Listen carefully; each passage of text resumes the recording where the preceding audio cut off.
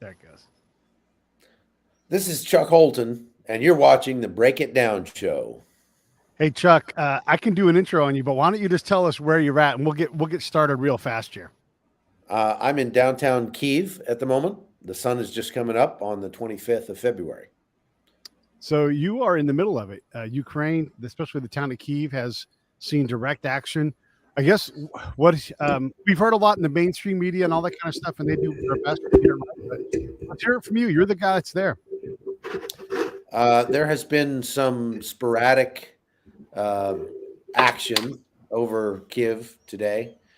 So far, starting about 4 o'clock this morning, there were two cruise missiles that came over. Now, we had been warned last night that the Russians were going to start shelling Kiev and an aerial bombardment at about 3 a.m. Fortunately, that didn't happen. And about 4:22, I think, is when those two cruise missiles came over. They were promptly shot down and crashed into a 9-story apartment building. There were some injuries from that, but not too many. Three, I think, just three injuries. Oh, that's good news. So yeah, and I was just trying to take a nap a minute ago. We just finished our last hit for Newsmax. We've been going live like twice every hour all night long.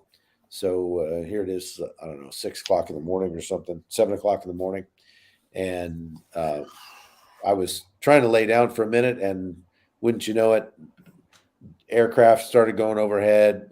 You heard the anti-aircraft missiles firing at it, and you heard a couple of booms for whether it shot it down. I haven't heard yet. I'm sure that my phone is blowing up. I just haven't looked at it.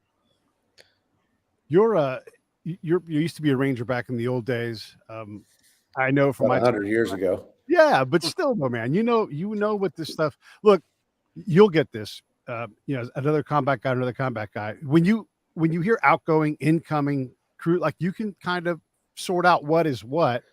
How would you Yeah. say? How does it sound to you? It sounds like the Ukrainians are actually putting up a pretty good fight. Okay. Now, we've actually heard very little, and I get frustrated when I hear news personalities. I'm not going to name names or uh, networks. It's certain networks who are, they'll stand up there and they say, "We heard several large bangs, and they were loud, and they Yeah. were louder than the last bangs we heard." I mean, that doesn't tell the viewer anything. Somebody could have slammed a car door. They don't know. Excuse But me. and again, the difference between something going out after a cruise, something to shoot down a cruise missile, or counter battery. These things have a different sound, and so if you're not educated, it is hard to know what's going on because it can be a lot. And then also small arms fire, what direction that's like. You That's true. understand that stuff, Very and if true. you're saying that it's not what we're hearing on the news, I want to hear more about that. Yeah, I mean, it is in Kiev so far. There's not been a lot of fighting, but it is progressed to within about 20 kilometers of the city. The Russians are, I would say, getting more resistance than they expected.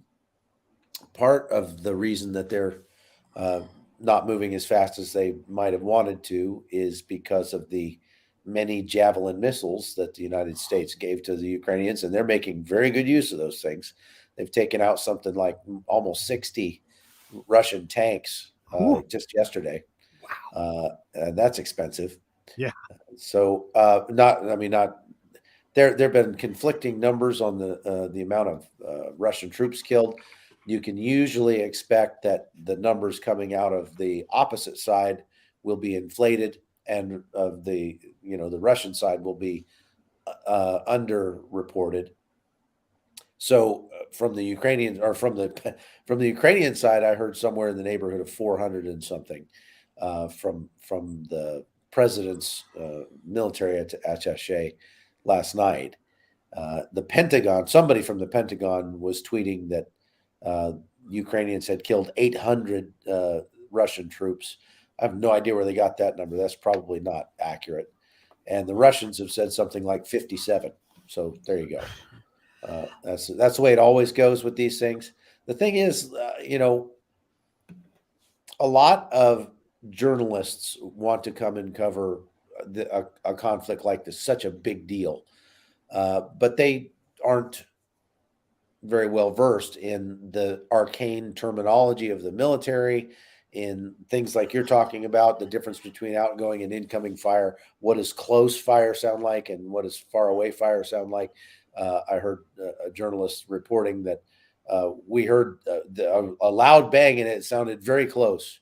Well, I looked it up and it was about 10 miles away. Yeah.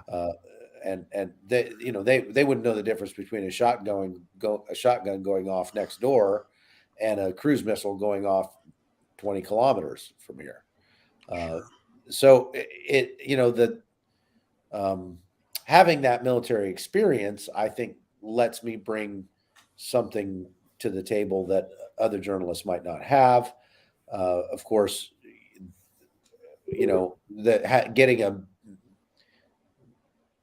BRDM reported as a tank, and a armored personnel carrier reported as a tank, and a 6-ton truck reported as a tank, and a bulldozer reported as a tank, and a Lada reported as a tank. That happens in every conflict as well. And those are the kinds of things that sort of make me roll my eyes and just go like, I realize that a lot of people that are listening, a lot of the viewers, if you were never in the military, you're not going to get the distinctions between those kinds of things either. However, there's air raid sirens going off. So I don't know if you can hear that. I can. I can. I'm going to open the window a little bit. Very, very faint, but I can hear it. Okay, I just opened the window. You should be able to hear it a little more. Tell you what, I'm going to pick my laptop up. Yeah. And I'm going to show you out because we may see something explode here in a minute. This is live video from Ukraine. Chuck Holton reporting. Air raid sirens going off. Chuck, this is perfect time to ask this. The media is reporting, and I think the Russians have as well, that they've just completely destroyed the Ukrainian air defenses. Are you seeing that? No, I'm seeing the opposite. The Ukrainian air defenses are taking out just about everything the Russians send over here. Okay. My other question for you, obviously the Ukrainian military is putting up much more of a fight than I expected. I think than anybody really expected. Although I think I could be wrong. I think the conventional fight is more or less a foregone conclusion. It just may take more time and cost more than the Russians had hoped. Right. But what is the feeling on the ground? What are the Ukrainian people? Where are they at on this? They appear to be, from the reports that I've seen, and again, like you say, those are take it for what it's worth. But they appear to be pretty incensed and pretty willing to fight. Oh yeah, that is the difference between the Ukrainians and the Afghans for sure.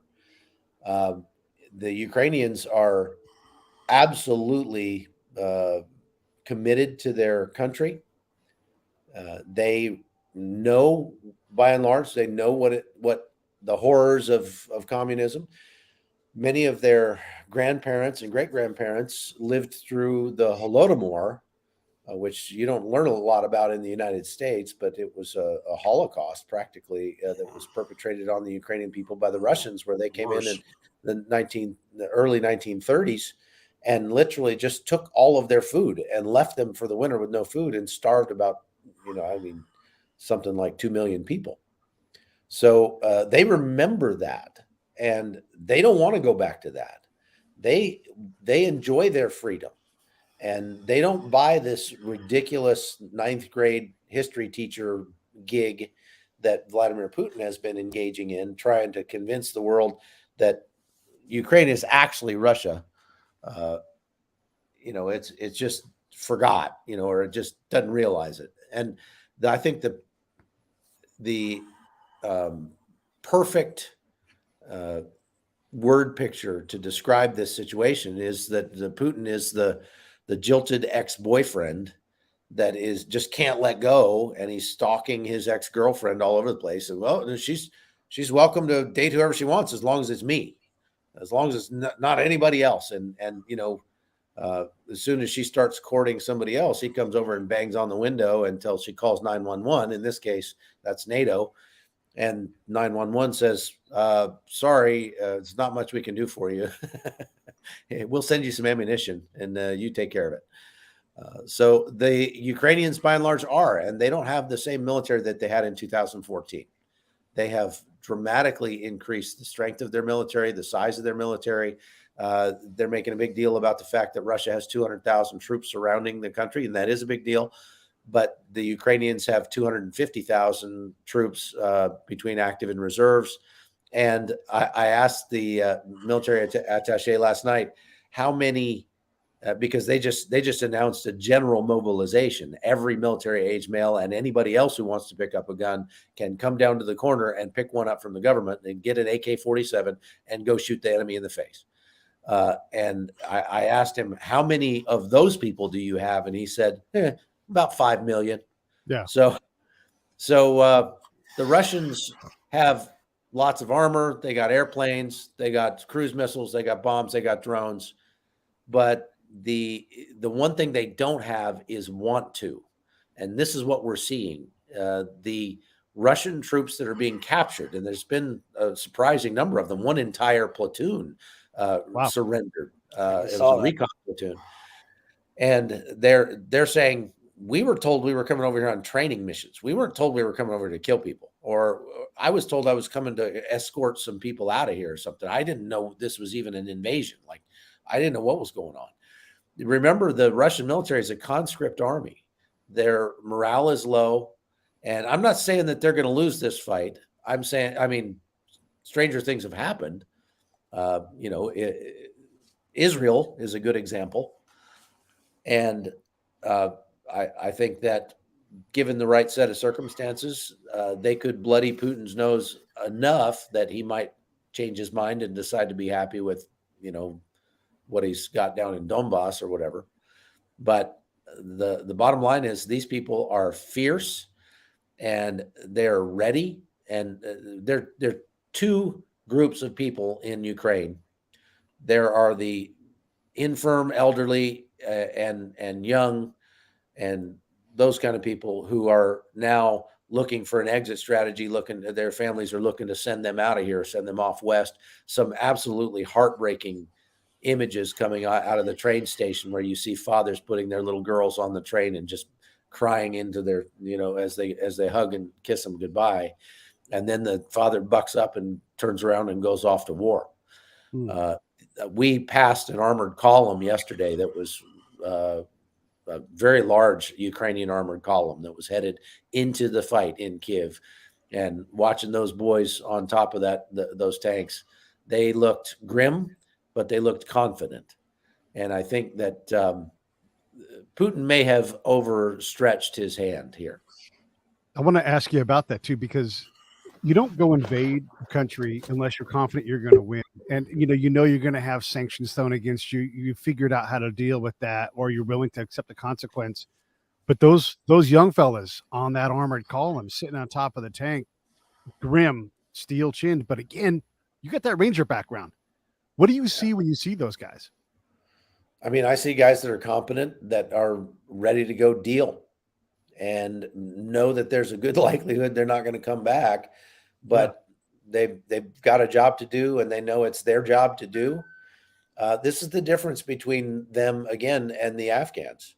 The Afghans immediately dropped everything and ran to the airport and begged to get on the airplane to come to the United States. What we should have done is put some of those $86 billion worth of weapons that we left there in their hands, turned them around and said, go fight for your country. We didn't owe those people anything. They owed us something.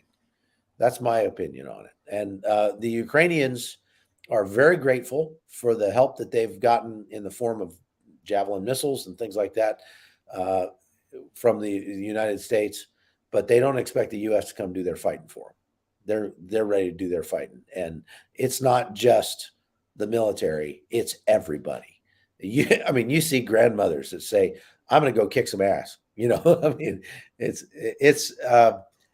the kind of homogeneity that I wish we had in the United States. We probably did have at one time, maybe back in the 1940s, but we don't have anymore.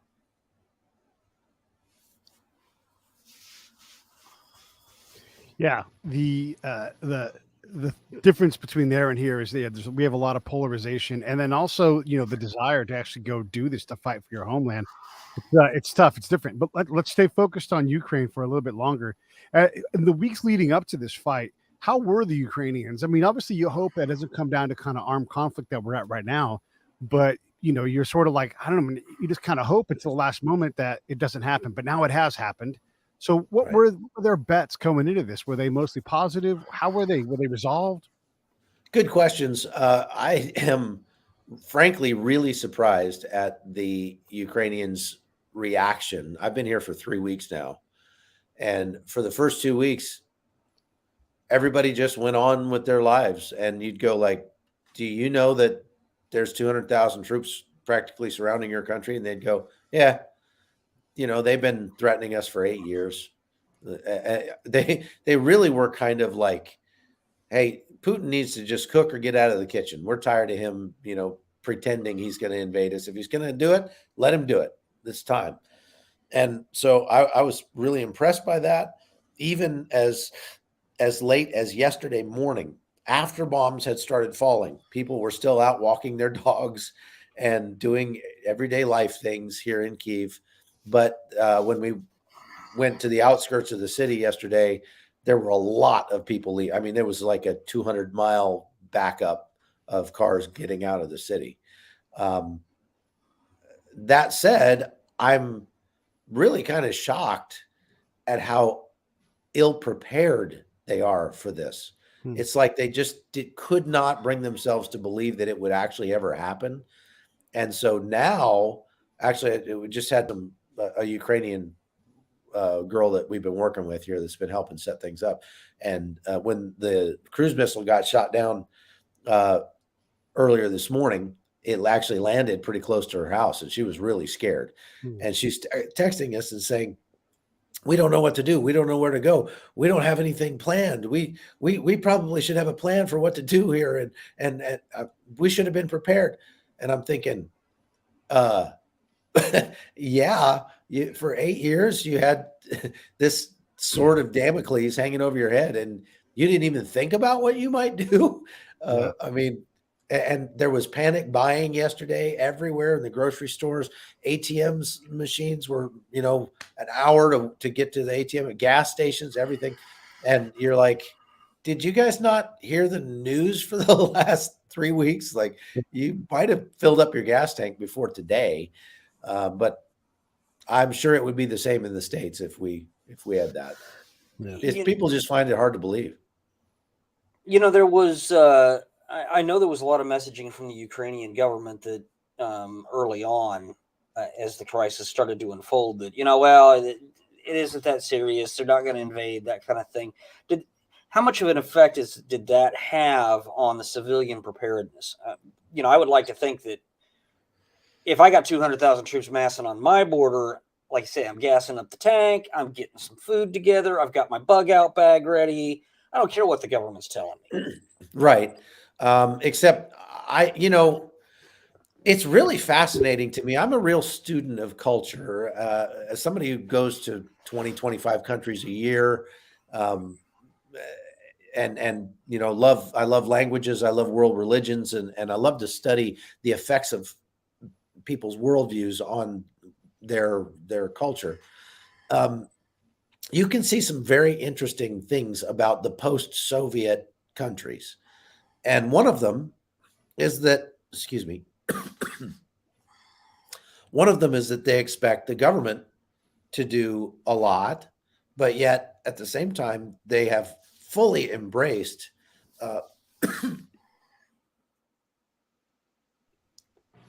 I've got something in my throat. They have fully embraced the Americanism, what they think is Americanism. So I'll give you an example. I got asked this several years ago on a different trip to Ukraine. I got asked to speak at a youth camp, and there's a Christian youth camp that asked me to come and talk to their kids, and I said, okay. So I went and I said, what do you want me to talk about? And the pastor that was in charge of the thing said, well, I want you to talk about modesty, because we have a real problem. I mean, he said, Ukraine lost like millions of people in World War II, and so there was like 3 women for every man, and so the culture has sort of evolved so women just have to really shake what mama gave them if they want to get a mate. And so we have a real problem with immodesty. And I said, well, I've got a couple of daughters. I know I can talk about that. So I gave this little talk on modesty. Hey, girls, truth in advertising, you want to be seen as a human being, then your leg should not be the first thing that people notice about you, whatever. But the girls came up to me afterwards and they said, how can you talk to us about the modesty when all we're doing is dressing like American girls? Yeah. Now, at that time, there was like this fad where these girls would wrap saran wrap around their chest with no bra, and that was their shirt, right? And I was like, American girls don't dress like that. And they said, yes, they do. We watch MTV. So their idea of American culture was what they see on MTV, right? And so they have a very skewed idea, but they have fully embraced what they think is American culture, and it may or may not be. So extrapolate that to the militia culture that they have here. There's a huge militia culture in Ukraine. There's a huge tactical gear industry, and everywhere you go, you see guys dressed like 3%ers everywhere, right? And actually, they got really good gear. I mean, the stuff that's made here in Ukraine is really good stuff. It's better than 511 or a lot of American brands. But so they have fully embraced that, partially because they think that they emulate that about America, I think.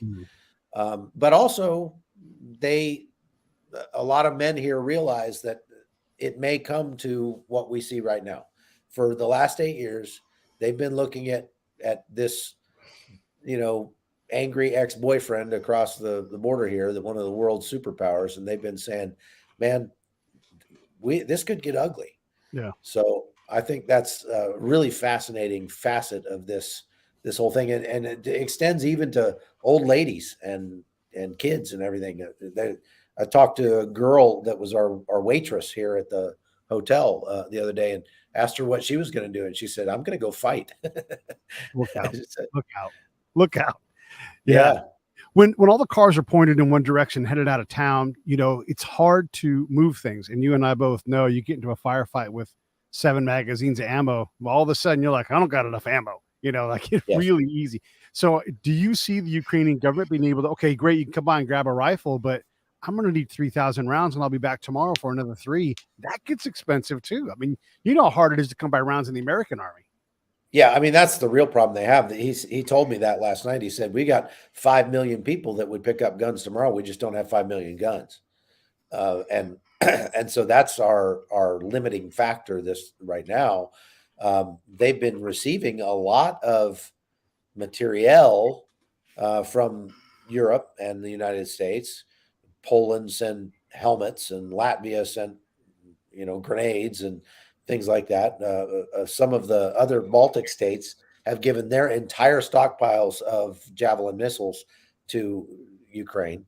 And I think just like the Stinger missile made a decisive difference in Afghanistan against the Russians, the Javelin may end up being the thing that turns the tide here in Ukraine. Now, I asked the guy last night, do you think you guys can really win this? And he said, I think we can, but if we don't, then it's partisan war. They will never, until the last Russian is gone from this country, they will never stop fighting them. I mean, our people will be out there hiding behind every tree till the last man. And I believe it. I mean, these people are serious. So, yeah, I mean, they need a lot more than they have, for sure. But I almost am reticent to say this, but my thought has always been that we should not give weapons to anybody. I get it in this case. I get why we would do it and why we would want to, but see that kind of military hardware is durable and fungible, and at some point in time in the future, it will be shooting back at us. Whatever's left over. You imagine if we send all these Javelin missiles over here, and then Russia takes this country successfully.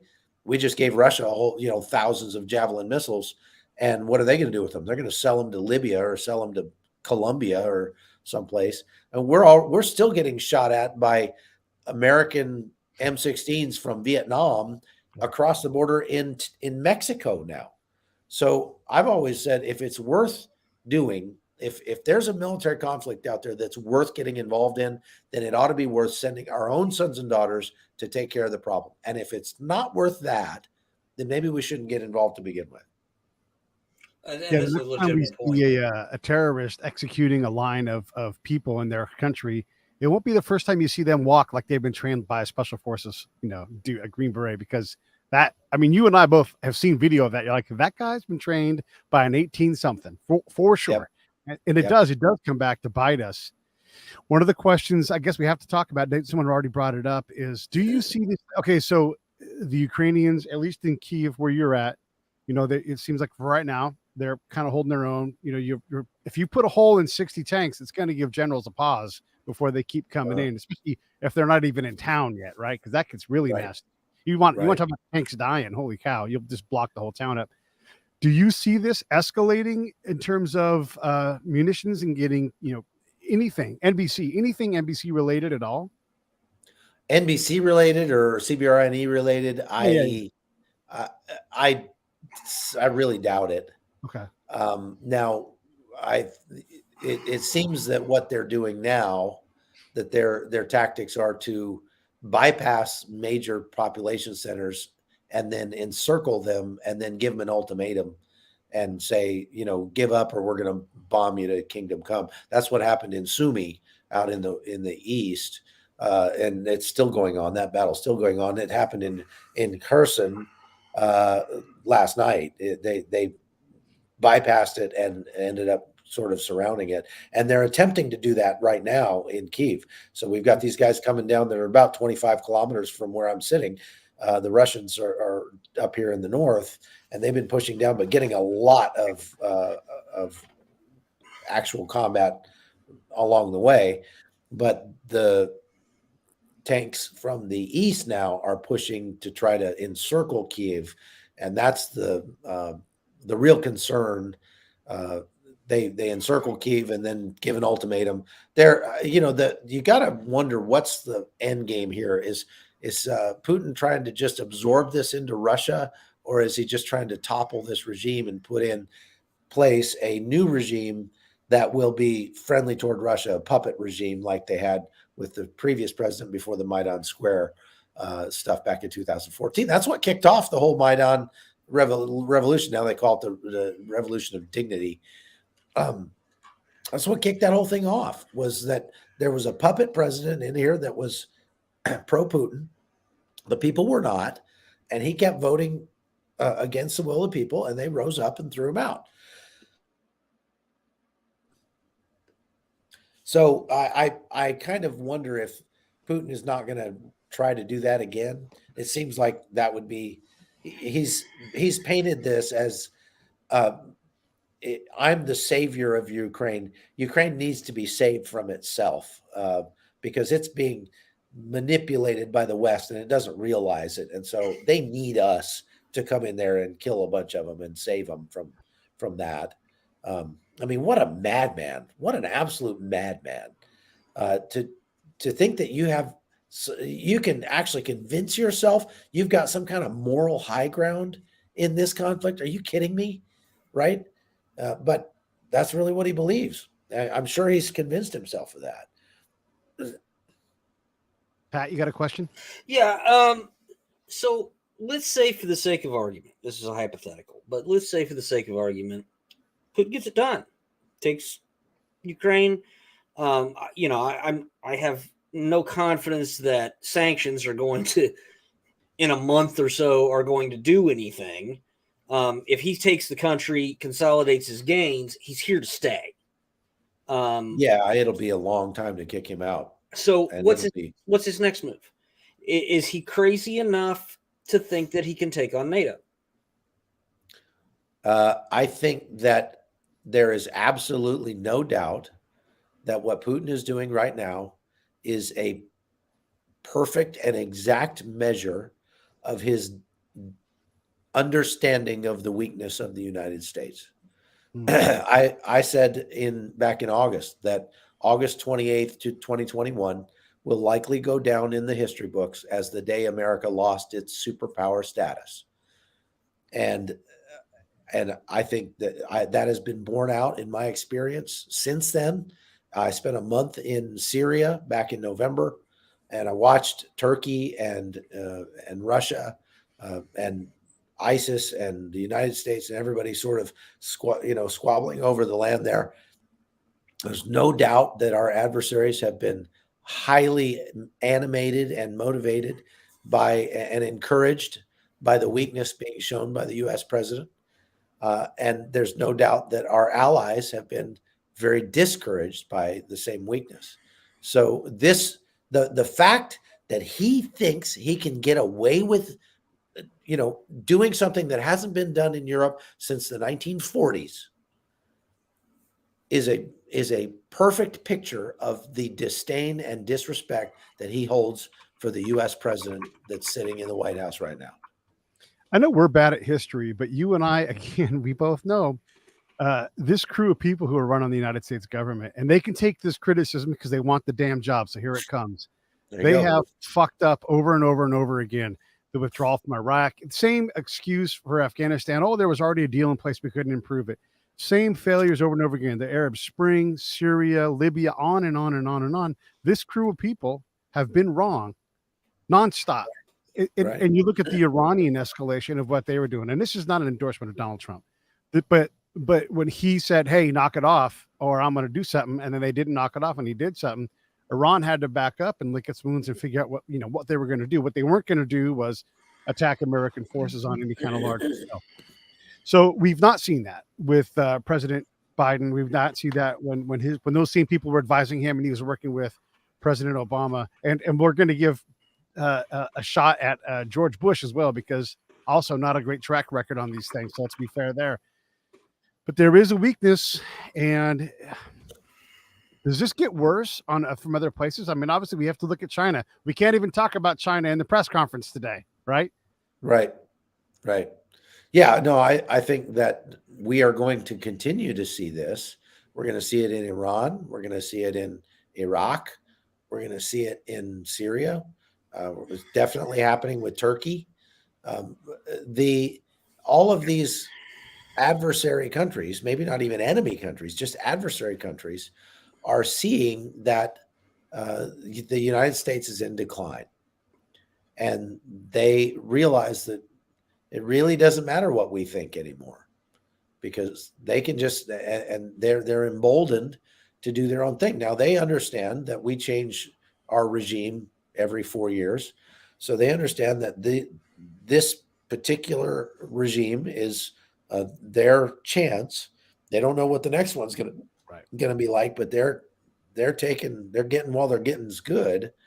And again, we're seeing lots and lots of human suffering around the world because of it, whether that's Venezuela and what they're doing with Iran and China, Cuba. I mean, you could go on and on and on with how even the immigration crisis, how these immigrants are being weaponized country against country, because there's no cohesion, there's no cohesive direction with that, because everybody knows, well, the United States has thrown open the gates and they're just letting them all in. So on the other side of that, speaking of a refugee crisis, we're about to see one of those right here in Ukraine, I'd say.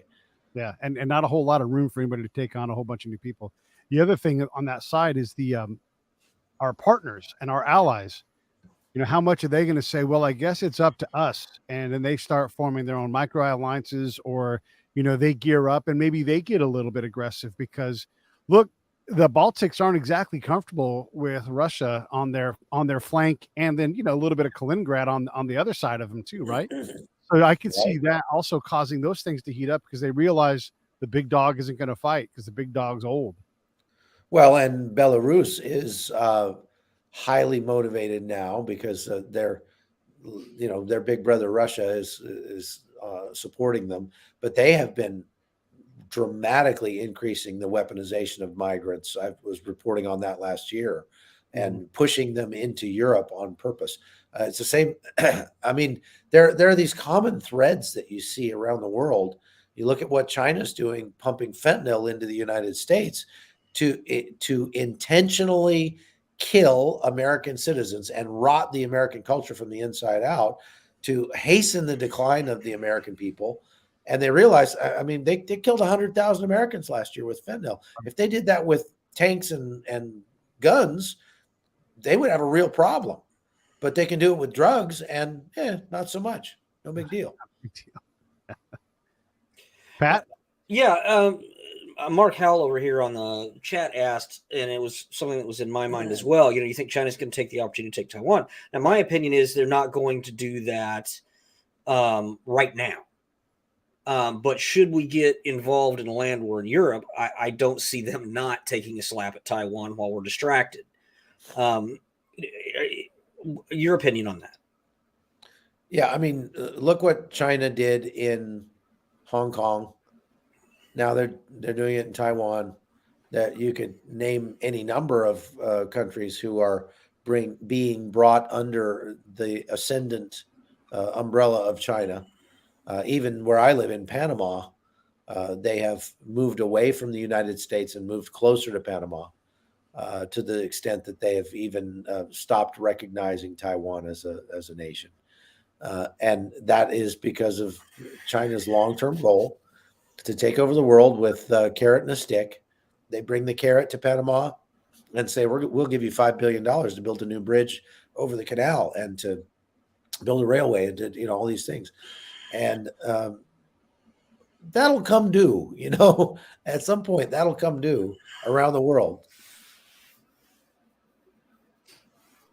I'm always fascinated by the distance between places when you look at things like the distance between, I don't know, Kharkiv and Slovakia, 1,000 miles. It's not very far. That's by car. Not much. It's not far at all. So this thing can get out of hand real fast because, Right. The gods of war, not only does the enemy get a vote, the gods of war really control everything. And the wrong person dies at the wrong moment for this dumbest reason, and things flip. Some dissident assassinates Archduke Ferdinand, and you get, 16 million people killed or whatever in World War I. I mean, there are 1,000 different things that could happen tomorrow or today that we can't plan for or think of that could kick this thing off into a much broader conflict. And that's concerning. I mean, look at how Russia has been pushing out. They got involved in the Armenia-Azerbaijan conflict in the Nagorno-Karabakh, and as peacekeepers. But those peacekeepers didn't bother to show up, when the war first started, where they could have come right in immediately and put a stop to it. But they waited until Armenia was literally on its back, about to get overrun completely, and then came in and made. But guess who was selling the weapons to Azerbaijan that they were using to do it? Russia, right? So they were playing both sides of that fence. Now they've just recently gone into Kazakhstan, and again, peacekeepers, right? And now that's what they did in the Donbass. We're here as peacekeepers, and they're probably going to say the same thing if they end up successfully taking Ukraine. They're spinning this, they're spinning it, and I wonder if at some point the tail starts to wag the dog. I mean, they get too far out over their skis. I'm hoping that that's already happened, but it remains to be seen.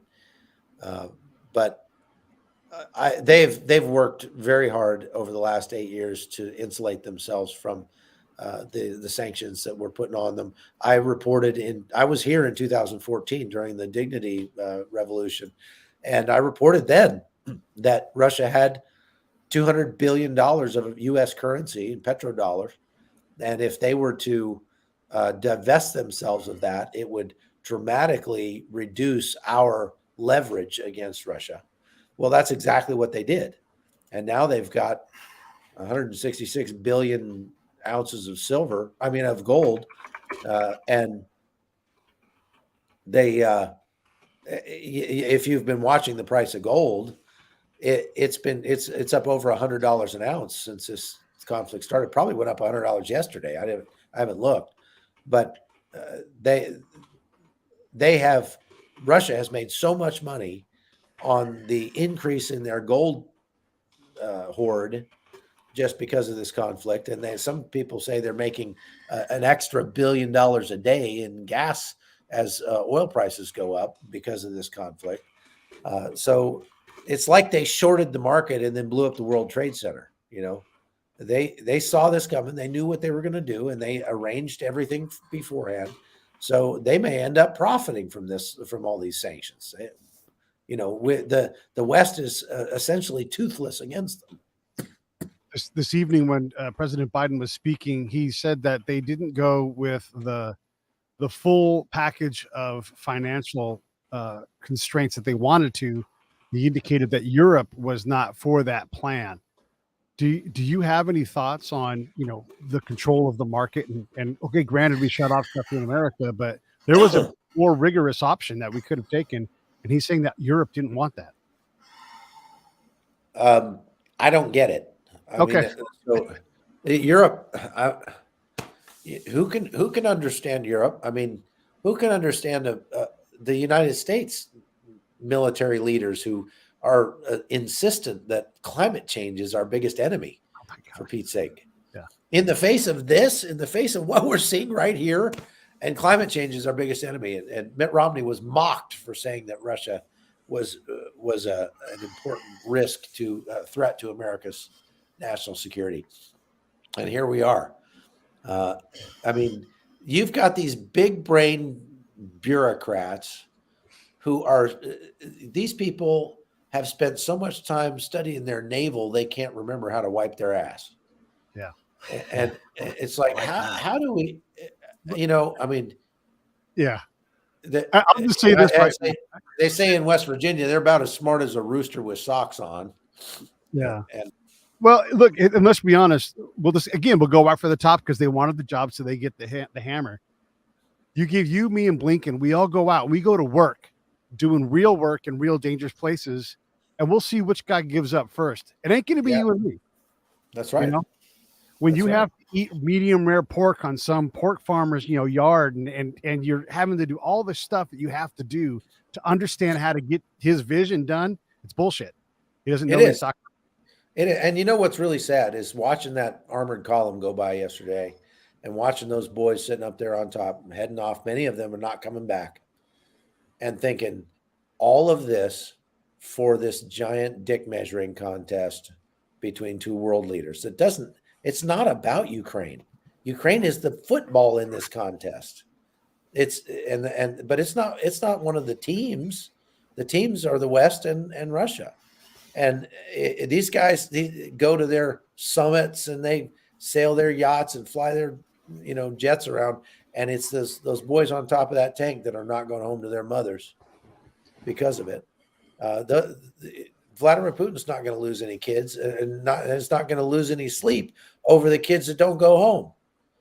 And somebody like that, it is a profanity that somebody like that can hold a leadership position for 30 years in a country like Russia. Yeah. By the way, I'm probably going to disappear after this because I'm sitting in a hotel that's owned by one of those oligarchs that got sanctioned, and I'm sure they're listening to every word. So the FSB is probably going to show up at my door here any minute. Yeah. And that is a question I had for you. Technically, I've been a journalist for as long as Vladimir Putin's been in power. But you're supposed to be sacrosanct, right? We're there to report. We're non-combatants. They're supposed to let you out. What about your safety? I mean, you're kind of freelance. You're there for yourself and Newsmax. I mean, are you concerned at all about your safety personally? Obviously you're in a war zone and there's that end, but I've been doing this for 20 years. And as we used to say in the military, you can hang around the barbershop long enough and you might get a haircut. Yeah. And I realize that the statistics could catch up with me doing this job if I get lazy or let comfort or fear drive motivate my thinking and my actions. And so I have this sort of personal policy that I won't be motivated by comfort, fear, or pride. And I'm a very cautious person, and I don't have anything to prove to anybody. I'm seeing a lot of journalists here in Ukraine this time who are young and they're ambitious and they do have something to prove to somebody, and so they're desperate to get out somewhere where they need to wear a flak vest. Yeah. And I'm just not that guy anymore. I can do my job. I can get the footage that I need. And I'm going to take the minimum amount of risk to do that. Now, I'm more of kind of a safety third person also in that, I am a man of strong Christian faith. I know that God numbers my days, and when my time comes, and it could be in my bathtub, or it could be, charging into a hail of bullets. Personally, I'd rather the latter, honestly. And my family all knows. I've told them if I ever don't come home from one of these trips, you can know beyond a shadow of a doubt that I died doing what I was made to do, what I wanted to do, what I love doing. And it doesn't get any better than that. Right. Now, I have big plans to see my grandkids and grow up and to outlive my wife by at least a day, just to say I won.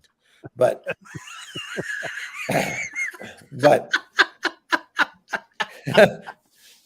but at the same time, there's no way I want to arrive at the end of my life in a perfectly preserved body that's never been off the sidewalk.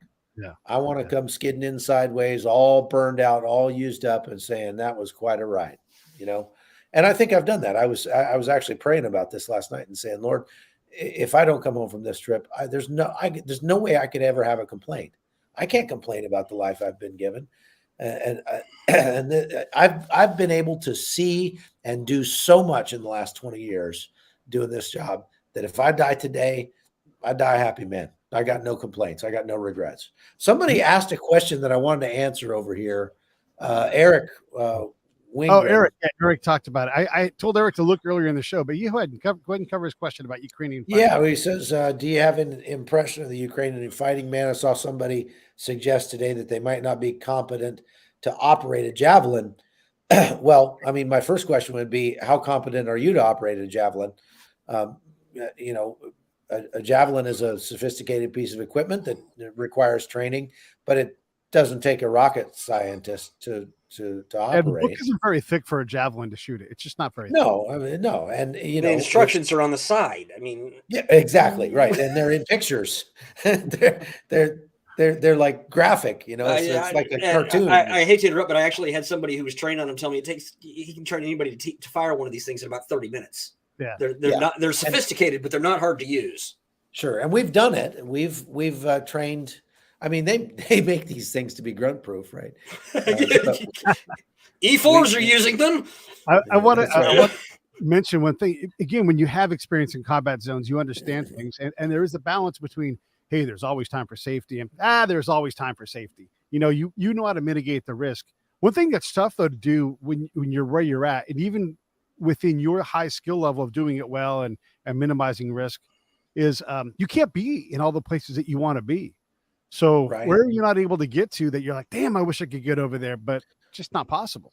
I mean, that's just it. Anymore, there's different kinds of journalism, and the kind that I'm doing right now is pretty distasteful to me because we're doing the live broadcasting. Here I am in Ukraine, and there's stuff happening, and Right. here's what it is. Um, and to do that, you've got to have certain elements like a good internet connection, right?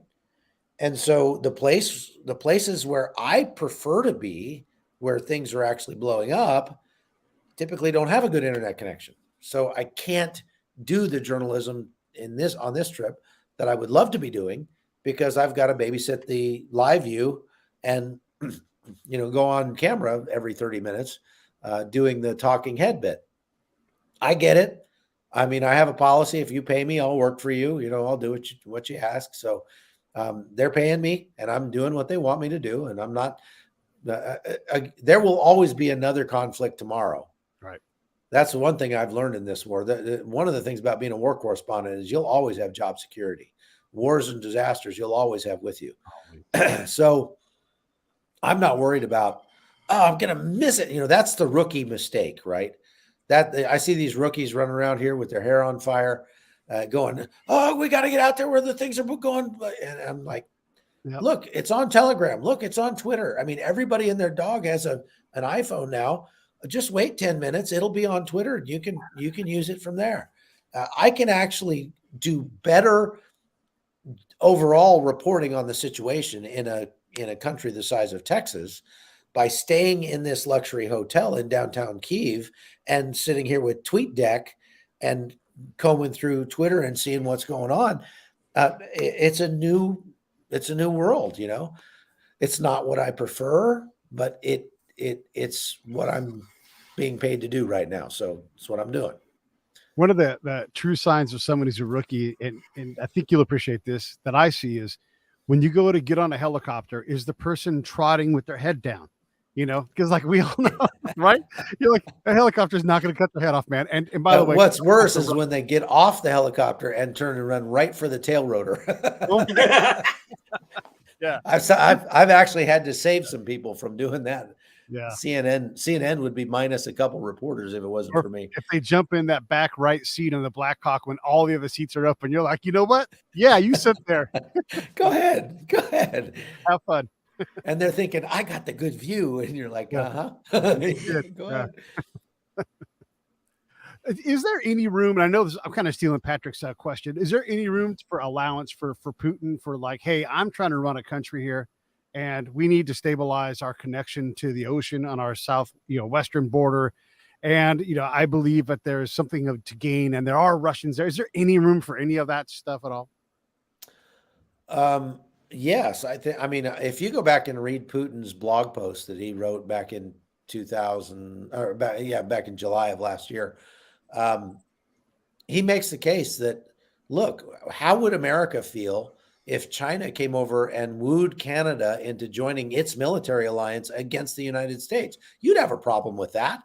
And that's what I have a problem with Ukraine. I get it. I understand that. But it still doesn't give you the right to roll your tanks in here, jackass.